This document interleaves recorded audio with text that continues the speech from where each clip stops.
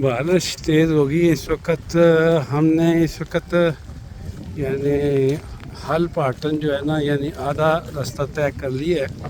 ये तकरीबन 3 किलोमीटर का फासला है इस झील के यानी चारों तरफ। तो करीबन 3.5 1.5 किलोमीटर से ज़्यादा हमने तय कर लिया है।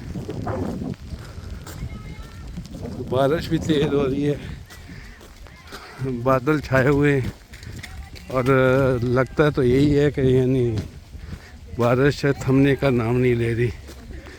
और ये सामने रखने के ये झील है, यहाँ जो वेलकम लोग